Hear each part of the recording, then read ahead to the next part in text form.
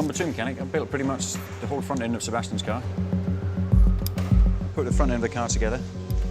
The internals which sits inside, obviously they're well hidden, and you've got to have very small hands to actually get in there and touch these kind of things, because space is what we want to kind of narrow down as much as we can. I put the corners together, which is the assemblies. Sort of, I get an upright assembly. You know, I put all the little items on it so it all fits together as one item. Put the inside of the cockpit together. Make sure that the driver is comfortable in there. Seat belts, you strap them in. You check all the brake systems working correctly in conjunction with the data guys. So basically we're ready to go as soon as we hit the track. My role is race team coordinator. We're packing all the air freight here to go to Austin. We fly Sunday and start building the garage on Monday in preparation for the race on the following weekend. Just out here making sure that we've got everything. Do one and then the other one. Go on. Got to keep your hand in. Biggest challenge is probably time frame. The planes don't change when they go. We get told when we need to be at the airport. That's sometimes a challenge. We've got a short turnaround. This time we've had quite a good break. So we're looking in pretty good shape for America. We take in excess of 30,000 kilos air freight, and we've got 2 40-foot containers that have gone by sea, which left probably middle of August.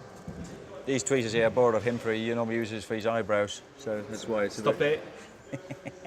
It's a little bit more relaxed here because we are at home. You know, it's like training on your normal football ground, I guess. We got the stores next to you, you got electronics next to you, you got all the various departments next to you. Because this is what we call a flyaway, where they're not going in a truck to go away, they actually get built without the back end of the car, and they get put in a pallet. Then we have to build the rest of it at the racetrack. There's definitely more pressure at the racetrack. You've got a green light by the time the circuit's open, you've got to be on track. If you miss qualifying by 10 minutes, or you're not in the race, you're starting last. So here the pressure is probably getting ready for shipping the cars, where at the track it's a little bit more compressed because you've got a lot less time. It's this one, as you can see, she's ready to go, labelled up for America. 40 sets of wheel rims in here, spare chassis if we should need it, all the driver's kit. Move along to the next one. Race team composites, radiators for the car, a couple of spare engine covers just in case, spare rear ends for the car, get 3 of them in the bottom, so all ready to go to bolt straight in the car when we get to the other end. Wheel guns for the pit stops. This one here carries the pit wall podium, which the engineers sit on for the race. This one here is where the cars travel. They've got chassis sits on the bottom, then another one, and then spare parts on the top. We used to build a complete car. Now you think, well, have we got everything? But so far, so good. Pictures of where bits and pieces go, so anyone can sort of basically load it. Engine covers, bodywork. There's probably a couple of noses tucked inside as well. That's ready to go on the truck now to the airport, and it goes straight on into the plane. So yeah, quite often you actually end up putting the car together back home here for a flyaway, and you end up taking it all apart, not all of it apart, but taking it apart at the other end because you're waiting for maybe a new production part that should hopefully make the car a bit quicker or something. So that's the part of our job. If you've got every single part available a week before, you've not pushed your development far enough. You know, that's how this game works. If you say you're ready 2 weeks in advance and there's nothing new, you've probably not tried hard enough. So I don't mind, no, I don't think anybody minds having the parts late because it's been part of the way we operate. We try and extract the most performance out of these cars. There's no good having them sitting in here being, you know, if they could have been 4/10 quicker during the race weekend, if we had a new part, we would rather just take it all apart when we get to the other end and make sure we beat them all. If we had every part here and we came in at Upper State this morning and everything was ready, we'd be done by now. It's a matter of waiting, and you've got to wait for that one piece to turn up to get the next piece in. Very often when you've got a very tall driver, that's as we call front-enders, you know, mechanics that work on a front end, we're front-enders. The tall drivers are pretty much not the worst, but the hardest one because your pedals will be blocking the hatch where you actually work through. You only got these 2 little areas to work through. That's left front. Very often you actually work without you can actually see what you're doing. So you sort of work with your hands and your feel, so you never see huge gloves on any people up here. I've dropped loads of stuff, but I've always managed to get it out. These are the little clips that sort of, you've got to get in and you've got to put in a special little manage to sort of lock a little potentiometer or something in. And the amount of times you think you got it, you touch it and it springs off, and then it's a matter of just get your magnet in, and obviously that's easy to find it here, but quite often it's hidden under something, and you can't actually see it. So you've got mirrors on the stick, you've got an airline, because you've got to have everything out. You're not allowed to leave anything in there whatsoever. Imagine if that got stuck in a brake pedal, throttle pedal or something. So every item always got to come out, and like I say, you will end up finding them somewhere, one way or the other. Boys are loading the car pallets now, cars are finished. Yeah, already? Yeah, hopefully it won't be too dark when we get out of here. Every day's different. I come to work with a rough idea what I'm going to do, but whatever turns up, you deal with. You know, it's like at the racetrack. You go in with what your regular day is, but if something crops up, you go and deal with it. So it makes it interesting, because as I say, every day's different. Keeps it entertaining. Oh, we're nearly there, aren't we? Yeah, it's just Darren's gearbox stuff on me. Perfect. All right, nice one. Right, this is sort of the final part of pack-up, I guess. Get the... never forget your team kit, because basically here all it is.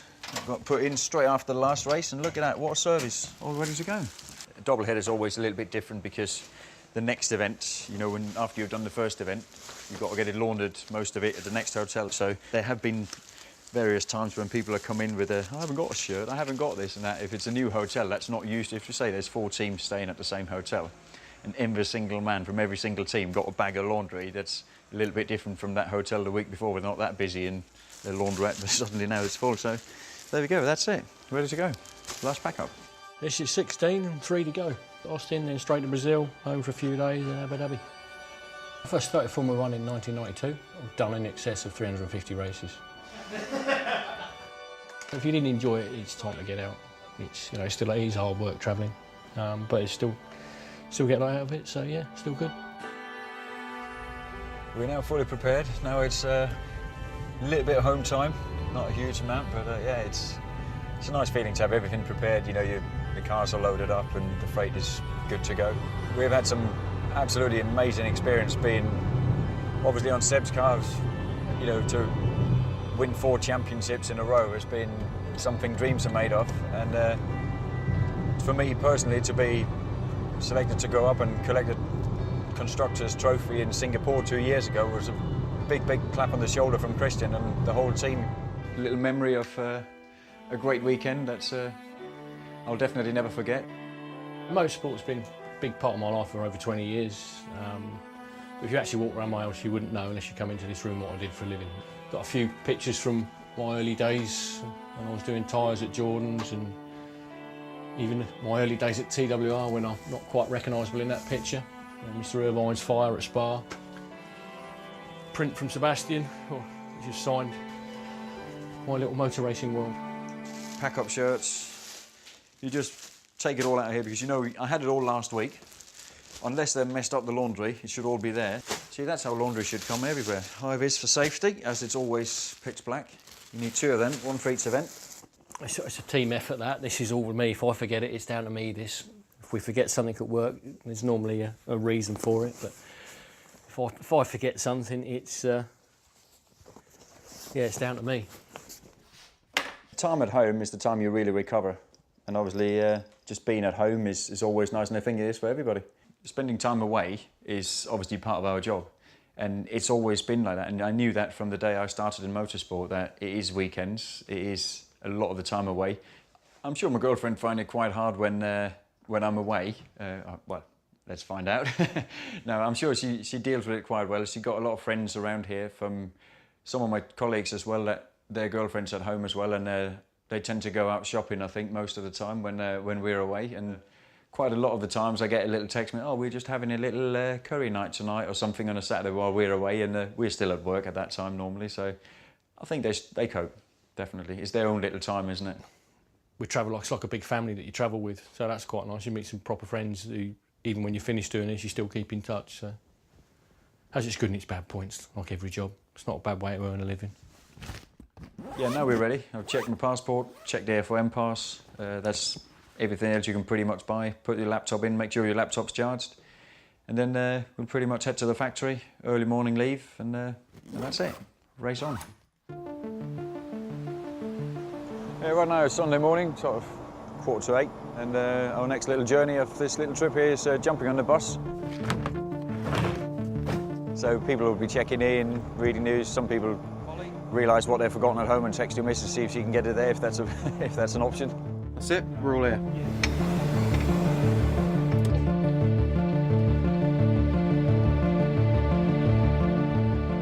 I never really get nervous about it this time because if you've forgotten something, it's too late anyway, so go with the flow. As long as you've got your FIA pass and your passport, and then you're pretty safe.